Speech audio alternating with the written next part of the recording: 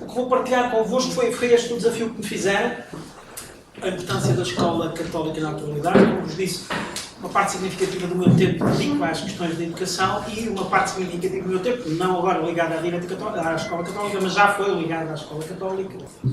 E por isso aceitei este desafio, coligindo uma série de apontamentos. O que está ali é mesmo o que eu vou fazer convosco, é uma série de apontamentos para abrir um debate, a importância da escola católica na atualidade.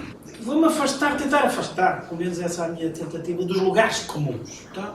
De que a escola católica tem que ser boa porque sim. Eu fico pior-se com estas coisas do porque sim. E muitas vezes os objetivos que põem da importância da escola católica, eu pessoalmente nem sequer os acho centrais. Por exemplo, a escola católica tem que ser uma escola de excelência. E essa é a sua importância.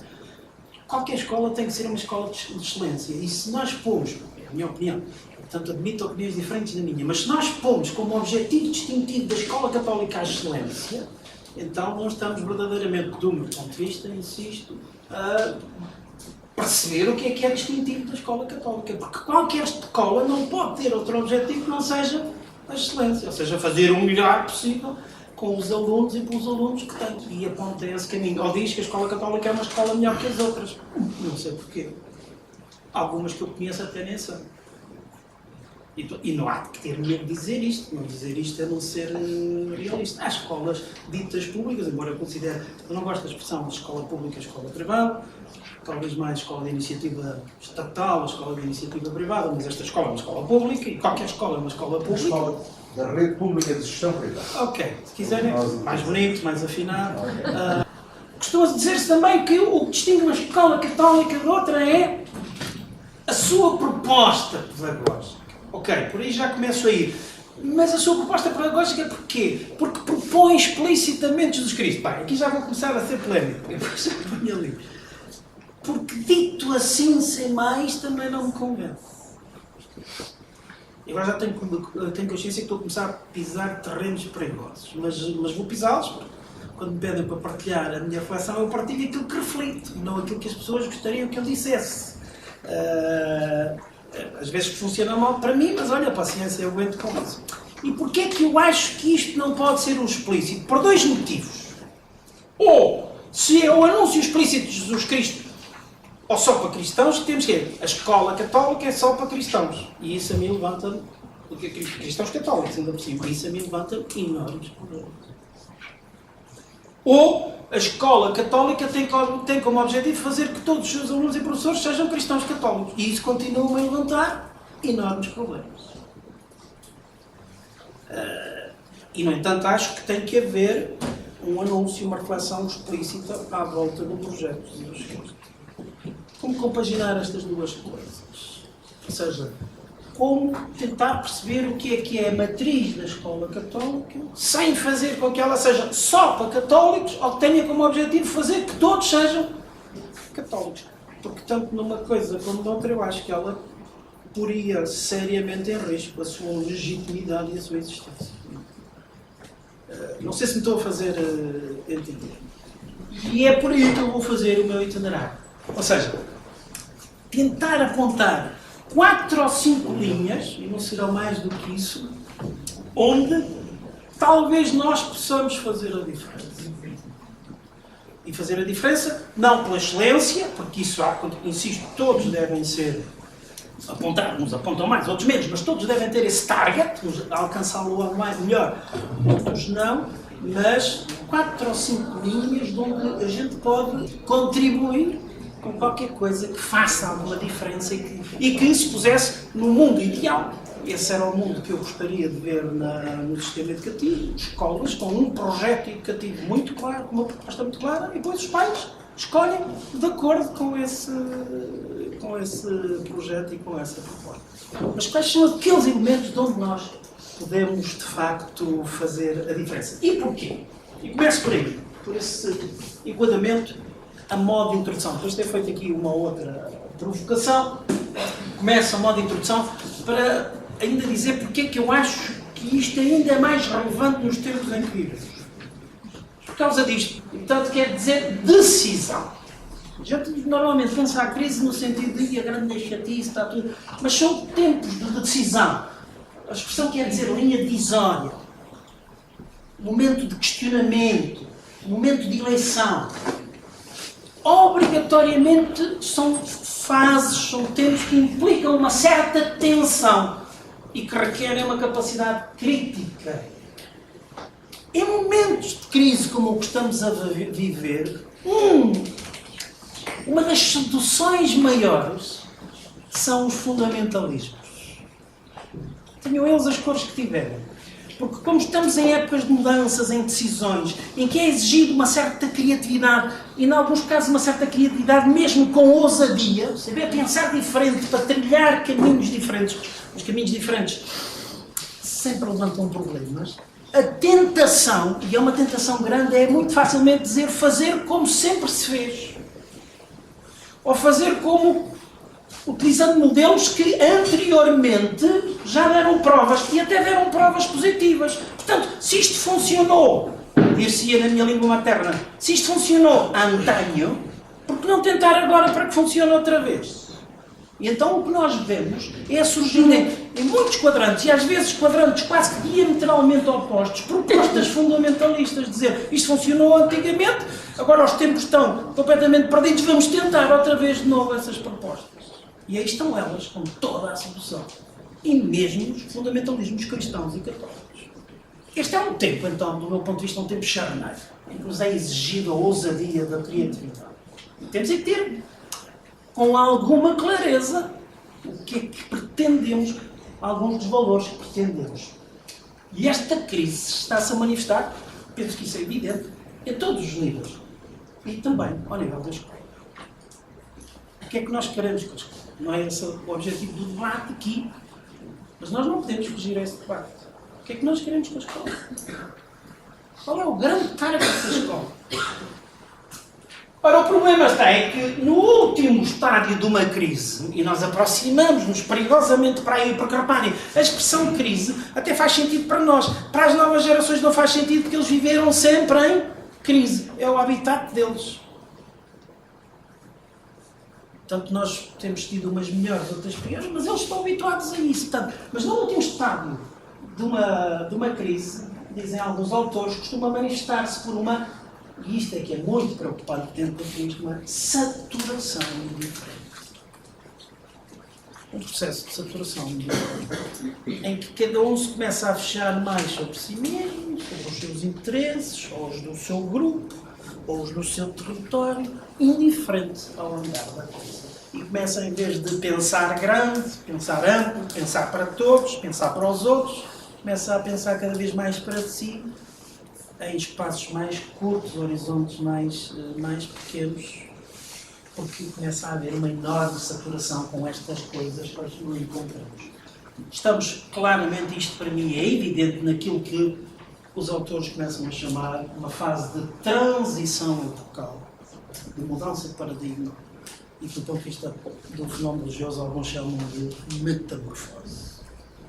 Do meu ponto de vista, acho que é isso que estamos a viver neste momento. Uma fase de mudança epocal. E como todas as fases de mudança epocais e paradigmáticas, o problema é que o paradigma com que nós, todos os que aqui estamos nesta sala, ou uma imensa maioria dos que aqui estamos nesta sala, fomos educados, é um paradigma que já não dá resposta cabal aos desafios de hoje. E ainda não temos um novo. Estamos nessa fase de mudança. E, portanto, o que temos não responde cabalmente, mas ainda não temos totalmente construído. Se é que alguma vez teremos, porque essa é outra coisa. Estávamos habituados a paradigmas acabados para resolver os problemas e, se calhar, temos que caminhar para territórios e tempos em que não teremos paradigmas acabados. Teremos sempre linhas de reflexão e tal, mas não coisas fechadas como estávamos habituados. Esta é uma fase de transição. E o tempo não para. E esta transição vai-se fazer. De uma maneira ou de outra. Que lugar é que a escola católica tem nisto? Esse vai ser o target da minha reflexão. Não tanto perceber a importância a partir do tal pressuposto ela é boa, porque sim, é por excelência, não é por aí que vou, mas é tentar perceber nesta fase de mudança paradigmática, de metamorfose, qual pode ser o lugar que nós podemos ocupar e aí fazer alguma reflexão. Há um texto lindíssimo, não tenho aí, tenho um outro texto, esse não trouxe, mas estava agora a vir à memória daquele belíssimo texto que eu acho que toda a gente devia ler, pelo menos quem tem alguma referência no seu itinerário, alguma referência religiosa cristã, que é um texto que dá pelo nome de Evangelii Gaudium. O que é? É, se quiserem, o texto programático do papado do Papa Francisco. Programático. Porquê? É o texto onde ele diz, e diz lá logo no número 1, quero partilhar com os cristãos, porque esse texto é dirigido para as comunidades cristãs, quero partilhar com os cristãos algumas pistas que eu considero importantíssimas no caminho que a Igreja deve percorrer nos próximos anos. Vale a pena ler o texto. Encontrarão nele uma linguagem completamente diferente da que estão habituados. E uma das coisas que ele diz, já o texto vai avançado, é algo neste género. É urgente irmos aos locais onde estão a ser forjados os novos paradigmas. E esses locais são territórios nos quais a Igreja não está habituada a pôr o pé. Ela normalmente não põe o pé nesses territórios. Não são dignos, levantam problemas, chamam-os com a Igreja, enlameiam a Igreja, dizem alguns. Bem, é urgente ir aos locais onde estão a ser forjados os novos territórios, os novos paradigmas, porque eles serão forjados com ou sem a nossa presença. Se lá tivermos, conseguimos dialogar e ser protagonistas da construção desses paradigmas. Se não tivermos a ousadia de lá estar, eles serão forjados na mesma, sem qualquer diálogo com a proposta do Evangelho ou a proposta cristã. Acho isto muito, muito, muito interessante. Este convite a pisar territórios dos quais nós não nos sentimos confortáveis. Nós, aqueles que dizem cristãos e as comunidades cristãs, não se sentem normalmente confortáveis. Mas este reconhecimento que os paradigmas hoje não se constroem. E é por isso que esta imagem de uma igreja em saída é uma igreja de portas abertas. Porque o mundo corre lá fora. Portanto, temos que estar onde o mundo está a correr. Ainda para pôr uma tónica mais preta, quando a escatologia é um texto que me parece interessante porque traduz bem o que estamos a viver, quando a escatologia, a história, a utopia, o reino de Deus, etc., entra em crise, faz ato de presença ao Apocalipse. O fracasso dos projetos futuros, da angústia existencial. Quando o Apocalipse começa a ser insuportável, a tal saturação, o evidente perigo de provocar os maiores desajustamentos psíquicos, então surge o universo da gnose. E ele está aí. A emigração interior, a cultura do eu, o espiritualismo, até parecem coisas que antagónicas umas às outras. Acho isto perfeitamente certeiro. Reparem a expressão, emigração interior. A palavra emigração normalmente quer dizer para fora, não é? Mas é exatamente isto. É um sair para fora. Vejam as propostas todas de autoajuda. Bem, já tem que estar bem, caramba, não é? Mas como se faz disso hoje? Qualquer tipo que já faça uma coisa de autoajuda é um guru. E faz aí, portanto, estas propostas de imigração interior, a cultura do eu, as culturas solipsistas, ou o espiritualismo. As espiritualidades estão aí. Espiritualidades, plural. E opõem-se às espiritualidades de dimensão religiosa. Cada vez ouviram mais dizer, eu cá tenho a minha espiritualidade. Cada vez ouviram dizer mais isso. E bem, alguma coisa disto há de positivo e de verdade. Preciso, pois é... Penso, e volto a apelar ao tal texto do Papa Francisco, que ele tem nesse texto um dos diagnósticos mais certeiros da situação atual. É o número 2 do Evangelii Gaudium. E diz assim, o grande risco do mundo atual, com a sua múltipla e vaciladora oferta de consumo, é uma tristeza individualista que brota do coração comodista e mesquinho, da busca desordenada dos prazeres superficiais, da consciência isolada. Dito de outro modo, o individualismo egoísta. Eu estou em crer que este é o principal problema que temos neste momento para o povo. O individualismo egoísta. Seja individualismo de pessoas, seja de grupos, seja de instituições, mas esta marca do individualismo. Parece-me ser, de facto, para mim, eu acho que este é um diagnóstico profundamente certeiro, talvez o principal problema que nós temos. Qual é o principal valor? O eu. Mas não podemos dar resposta dizendo que o eu não é importante, porque a importância do eu é uma conquista dos nossos tempos e é uma conquista que também não podemos deixar perder. Porque não há muito tempo atrás, deixem de dizer assim, embora isto que o tempo falha sempre, a tribo, o grupo, a casta, sobrepunha-se ao indivíduo. Não é? E, portanto, cada um de nós não contava nada, a sua realização pessoal era indiferente, não valia, não pesava no conjunto da tribo, da casta, do grupo, da classe. E descobrimos, de facto, depois a importância do eu, do indivíduo. O cristianismo até ajuda nisso, porque diz que Deus ama cada um por si, quer cada um por si, promove cada um por si. E de repente damos conta que vivemos num mundo em que se passou desse extremo em que o indivíduo não conta nada no grupo, para o outro extremo o indivíduo é o valor supremo em tudo. Tudo joga à volta do indivíduo. E nada pode pôr em causa o indivíduo.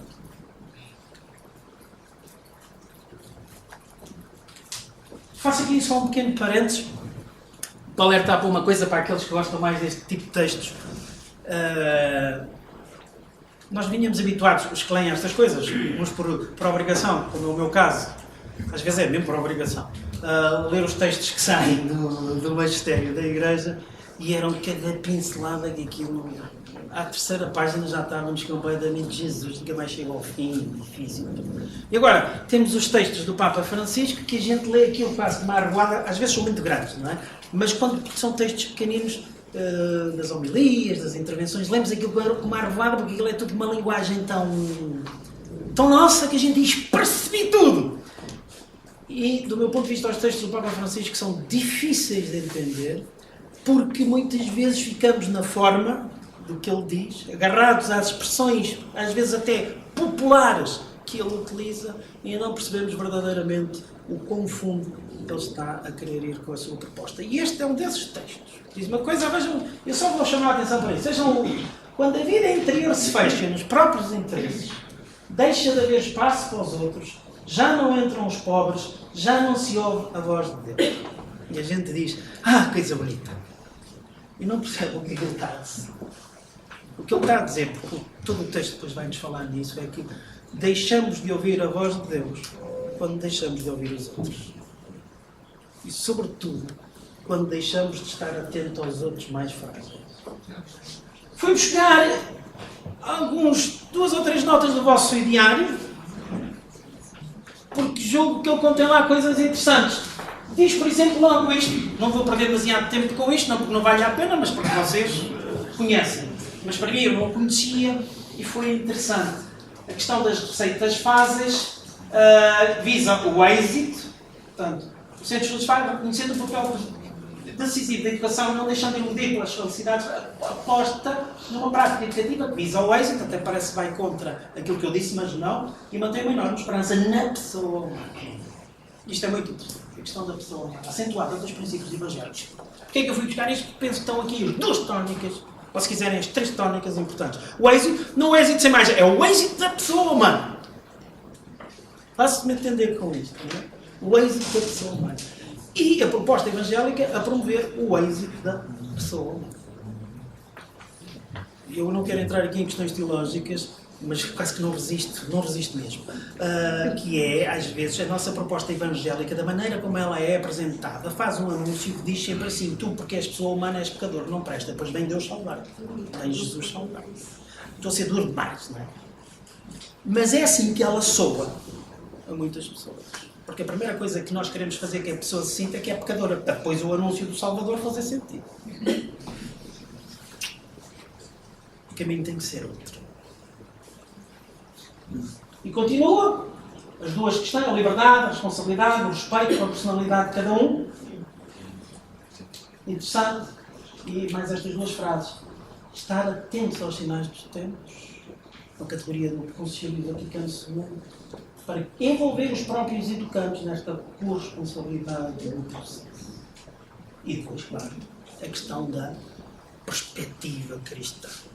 Como jogar isto tudo que está presente no vosso diário com os tais elementos? Vamos então fazer.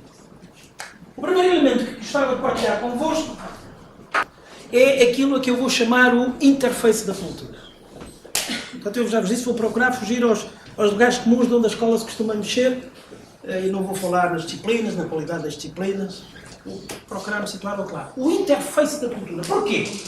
Por causa de 3 afirmações. Primeira afirmação, para o ser humano não existe possibilidade extracultural. Tinha um professor meu que dizia de uma maneira muito engraçada: a cultura é aquilo que faz de nós um ex-animal. Sem a cultura nós éramos simplesmente animais. A cultura é aquilo que leva o viver simples a um viver antropológico, humano. A cultura, eu defino assim, são os modos de vida e os esquemas de significação. A cultura de um povo é a maneira como ele vive, mas não é só a maneira como vive, é o sentido que ele dá à maneira como vive. Isso é que é a cultura de um povo, ou a cultura de uma pessoa, ou de um grupo, ou a cultura de uma instituição. Não é só a maneira como vive, é o sentido que dá à maneira como vive.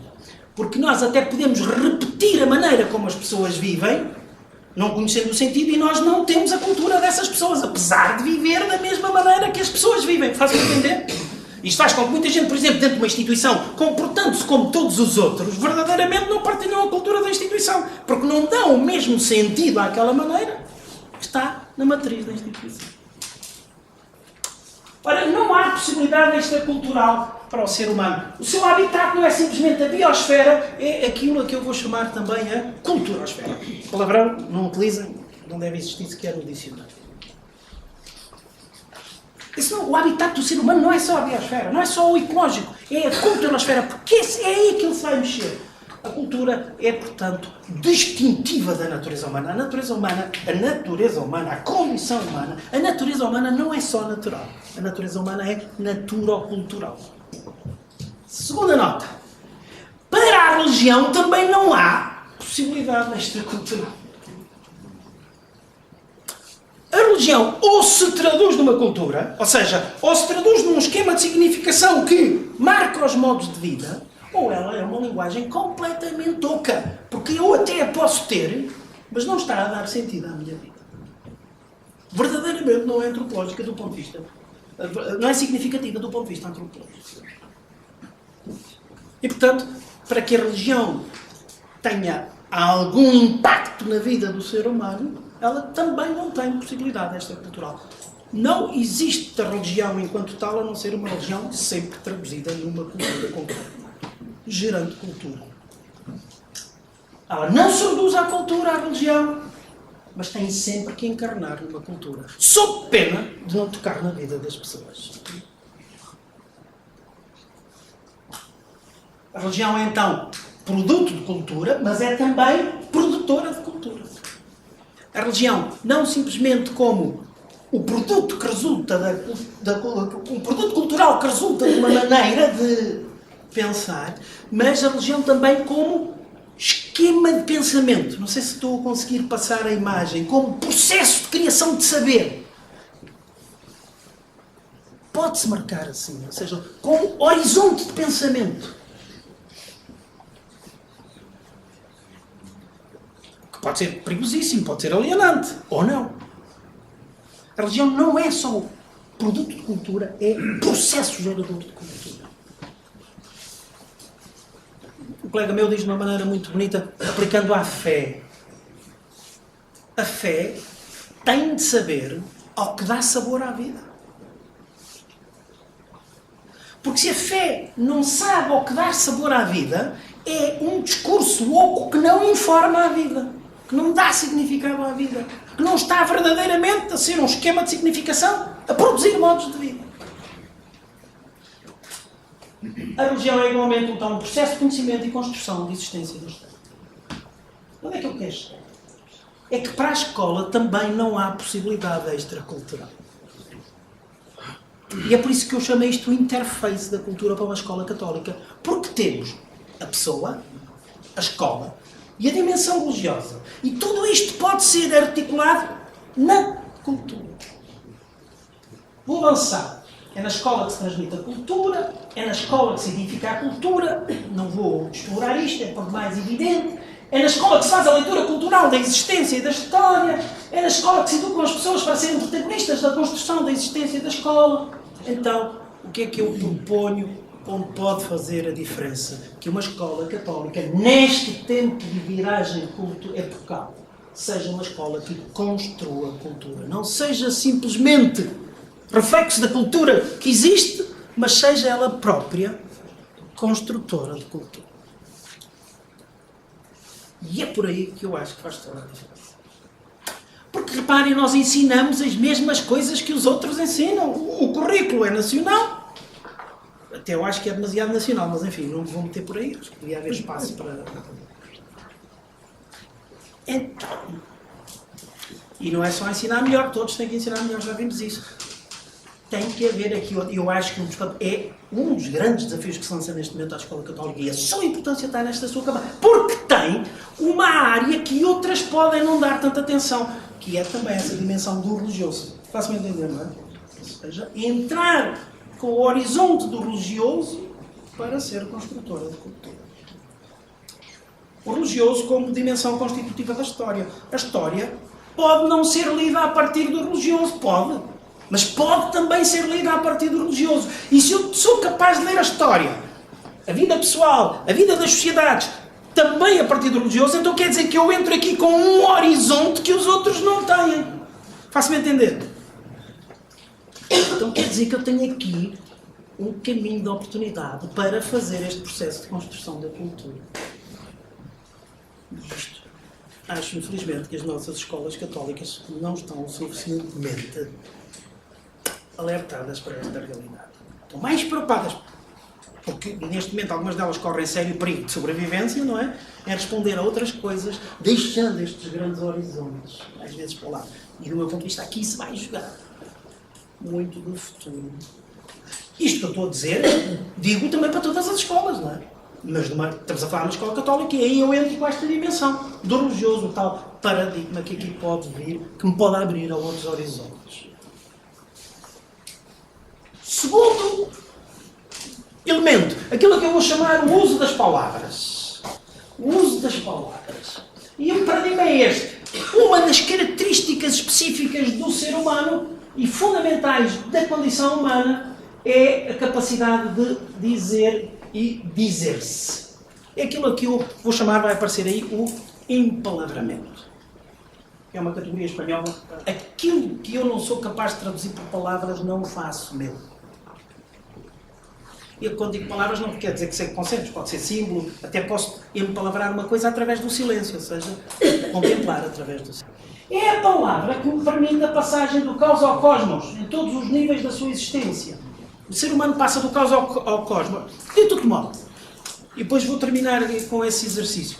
Se eu não empalavrar a realidade, se eu não empalavrar a minha existência, se eu não procurar sentido para a minha existência, para as coisas que eu faço, as coisas que eu faço são simplesmente uma soma de coisas que eu faço. Mas não tem verdadeiramente um sentido transversal que ocupa toda a existência e que me leva para qualquer lado. Isso é um exercício de empalavramento.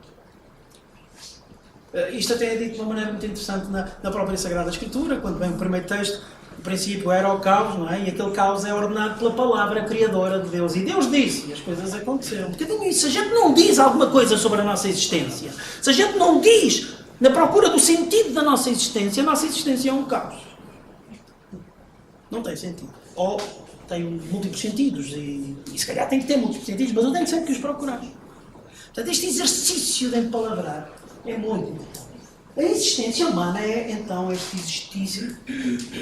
Dito de outro modo, a vida, para que seja humana, não basta ser vivida. Não basta ser sentida. Tem que ser sentida com sentido. Estranho? Porque sentir a vida, todos sentem, até os animais. Senti-la com sentido, só o ser humano é capaz de fazer isso.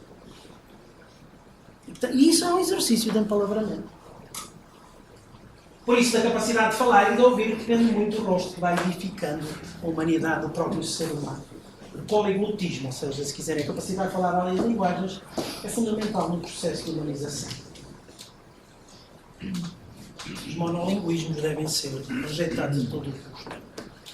Mesmo o monolinguismo religioso, que quer explicar tudo só a partir da religião. É um monolinguismo que deforma a condição humana.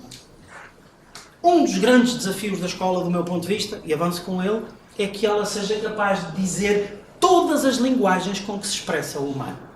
E o humano não se expressa só, não se diz só, não se traduz só com as linguagens do logos, ou seja, das ciências puras e duras. Faz-me entender? Da lógica. Há outras linguagens que dizem o humano.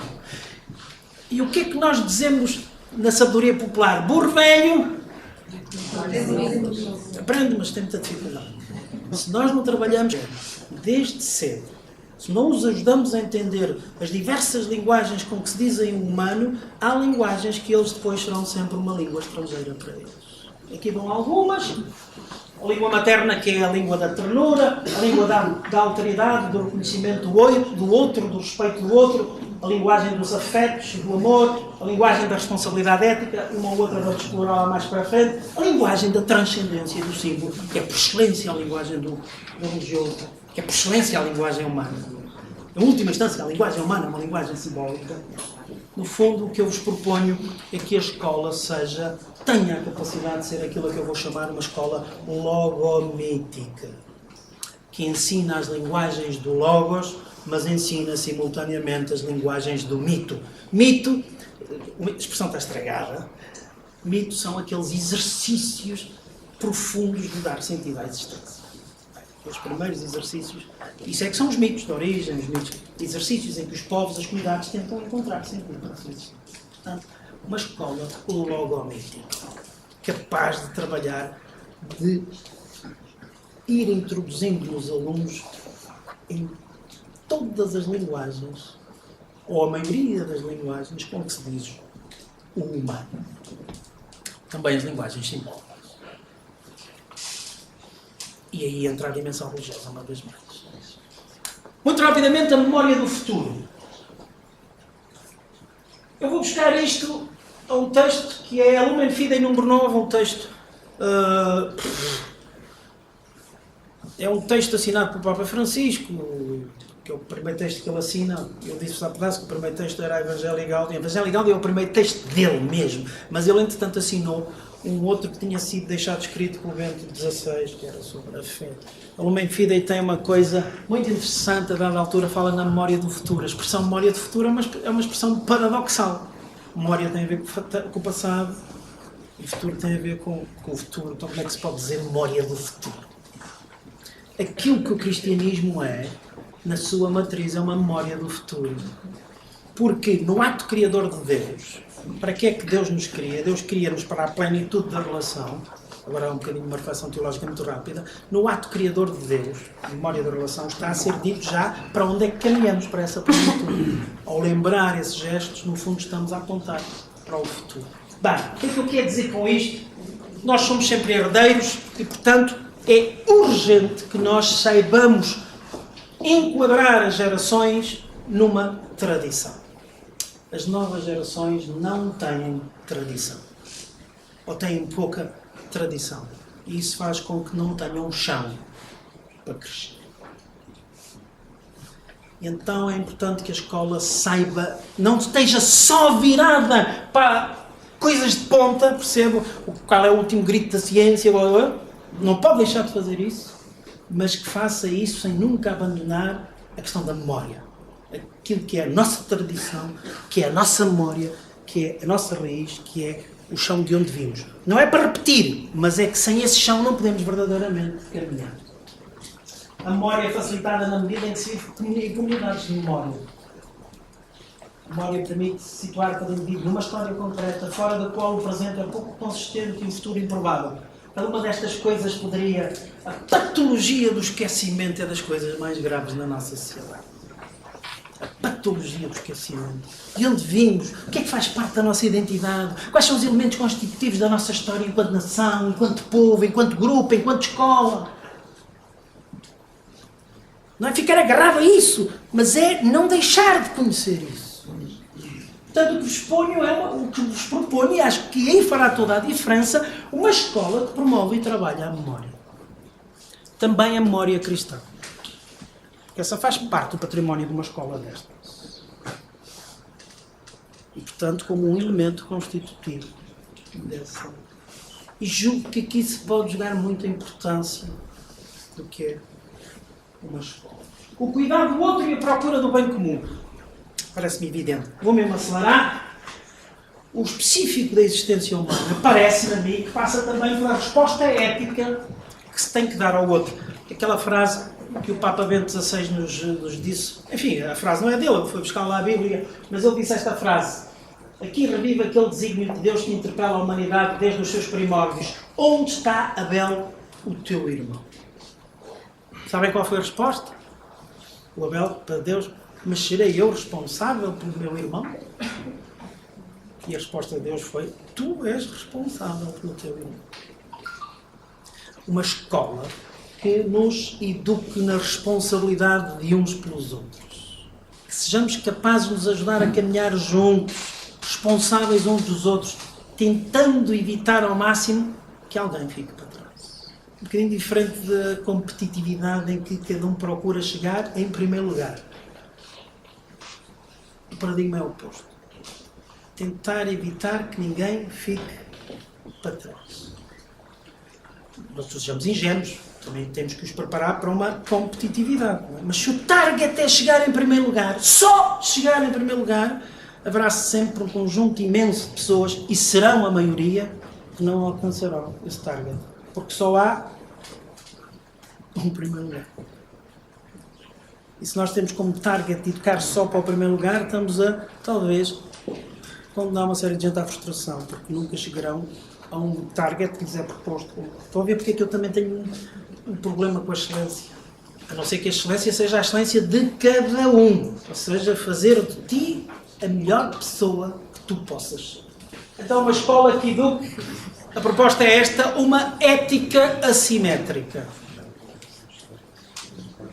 Por oposição a uma ética simétrica, dou o tu des. A ética simétrica diz assim: dou-te porque tu me deste ou para que tu me des.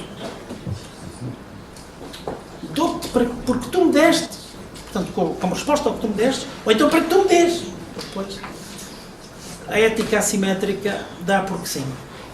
E, portanto, não pode ser explicada a partir da lógica do económico. O que é que tu ganhas com dar? A gente explica isso aos miúdos assim: vejam como a gente pouco a pouco mata as coisas.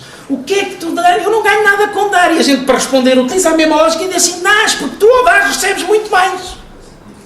E então eu estou, sem saber, a pôr a tónica não no dar, mas no receber muito mais. Então ele vai dar não por dar, mas porque quer receber muito mais. Corremos o risco de dizer: se educarmos os nossos miúdos assim, se calhar vão ser comidos pela sociedade. A isso eu respondo com aquela frase, eu não a tenho aqui também, mas que me acompanha há tanto tempo. O futuro que quisermos deixar às nossas crianças depende das crianças que deixarmos ao nosso futuro. A introdução do relatório assinado por Jacques Delors era, na altura, o presidente da ONU. O futuro que quisermos deixar às nossas crianças depende das crianças que soubermos deixar a esse futuro. Uma ética gratuita do dom, uma ética da promoção do bem comum. Termino com esta proposta. A questão da narração. No fundo, todo o exercício do existir humano é um exercício de narração. Que tem a ver com empalabrar. O que é narrar? É muito mais do que descrever. Narrar é um exercício de descrição que não procura simplesmente a descrição factual, mas que procura encontrar a teia que dá sentido àquele argumento, juntando as partes. Sem a narração, a nossa vida seria um conjunto de cenas e spots. Soltos. Sem interligação. O exercício de narração que nós fazemos é que faz com que as diversas coisas que vamos vivendo, em diversos patamares, em diversos âmbitos de relação, de amizades, de escola, de trabalho, de lazer, possam ter uma unidade integradora, um sentido integrador. Isso é um exercício de narração. Vejam como isso é difícil na escola tão atómica como nós temos. A dificuldade que os alunos têm de perceber que a fisicoquímica, a matemática, a geografia não são compartimentos estanques. Eles aprendem e dizem: e o que é que eu faço com isto tudo? Temos uma escola que vai propondo a sabedoria e a existência às postinhas. E depois não ensina a cozinhar as postinhas. Ou seja, a pegar naquilo tudo e narrar a existência. Até somos capazes de lhes dar as coisas com que se narra a existência, mas e depois cozer aquilo tudo? Esse olhar global, esse exercício global narrativo da existência, da minha, dos outros, da preocupação do bem comum, do construir uma cultura diferente, uma história diferente, uma sociedade diferente. Este é um exercício que se caracteriza por procurar este plus sapiencialmente ativo, desculpem estas paneladas. A narração e também a narração religiosa tem que ser uma categoria de futuro. E atenção, as narrações religiosas, eu tinha um professor meu em Espanha que dizia uma coisa que eu acho que é genial. As narrações religiosas são responsáveis por muitas das geografias do medo com que vivemos. Aqueles crentes, não é? Os crentes muitas vezes vivem com geografias do medo e algumas narrações religiosas são responsáveis por essas geografias do medo. O inferno, a condenação para sempre. Tudo o que é bom na vida ou faz mal, dizem os médicos, ou é pecado, dizem os padres, e a gente está lixado. Não podemos fazer nada que dê gosto, nada que dê prazer, que tudo faz mal. Estas geografias do medo não nos levam a lado. Mas esta narração, na procura dos sentidos transcendentes, na procura do exercício da transcendência, porque a transcendência é, se calhar, o horizonte onde emerge o especificamente humano. E esta é a diferença que a Escola Católica também pode dar. A transcendência é o horizonte onde emerge o especificamente humano. Só o humano é capaz da linguagem da transcendência. Ou seja, de procurar sentidos mais amplos, que não se esgotam no aqui e no agora. Todo o bicho vive para o aqui e para o agora. Termino mesmo. Portanto, esta narração, como todas as atividades, pode ser ambígua. Já disse isto. É um exercício fundamental tanto para os processos da construção da identidade individual e coletiva como para a criação de uma determinada tradição religiosa. Portanto, a escola como lugar que promove a experiência da narração. Este exercício global de existência, da procura de si. Estamos a acabar. Dois textos, simplesmente. A narração como reflexão sequencial tem sido e será sempre a forma expressiva privilegiada e insubstituível para a constituição histórica do rosto cambiável e passível do ser humano, porque otorga orientação e significação a todas as experiências humanas, dia a dia, desde o nascimento até à morte que o acompanham. Em resumo, pode afirmar-se que narrar é um comportamento característico do homem, porque o homem é filho da narração. Desde uma perspectiva histórica ou cultural, pode afirmar-se que o lugar natural da narração encontra-se na tensão nunca completamente resolvida entre o mitos e o logos, ou seja, as linguagens do logos e as linguagens do símbolo do mitos. Por isso a tal escola logo-mítica. E termino com uma frase do Papa Francisco. Julgo que ele tem, naquele texto que vos apresentei, um dos diagnósticos mais certeiros do que é a nossa realidade. Também acho que ele, numas frases mais à frente, num número mais à frente, tem aquilo que eu considero ser uma das terapias mais adequadas para aquele diagnóstico. E o texto diz assim: a proposta é viver a um nível superior, mas não com menor intensidade. Na doação, a vida se fortalece e se enfraquece no comodismo e no isolamento. De facto, vejam isto, os que mais desfrutam da vida são os que deixam a segurança da margem e se apaixonam pela missão de comunicar a vida aos demais. Quando a Igreja faz apelo ao compromisso evangelizador, não faz mais do que indicar aos cristãos o verdadeiro dinamismo da realização pessoal. Aqui descobrimos outra profunda lei da realidade e outra afirmação que me parece brutal. A vida alcança-se e amadurece à medida que é entregue para dar vida aos outros. E isto é que é definitivamente a missão. Face ao individualismo egoísta, a proposta tem que ser viver a dinâmica do dom, na procura do bem comum e do cuidado dos outros. E acho que aí é que se vai jogar o futuro e a importância que uma instituição como esta pode fazer em diferença. No fundo, a proposta é esta. Lembram-se que o Papa Bento XVI, quando cá teve, fez esta afirmação no Centro Cultural de Belém. Fazei coisas belas, mas, sobretudo, tornai as vossas vidas lugares de beleza. Eu acho que esse é um enorme desafio que temos pela frente. Fazer com que a vida humana seja uma coisa bela, mas não sozinhos, na promoção do bem comum, do cuidado dos outros, criando uma cultura diferente, uma matriz diferente um mundo diferente, onde não haja lugar para tantos sobrantes, não é? Tanta gente posta de lado. Muito obrigado pela vossa atenção.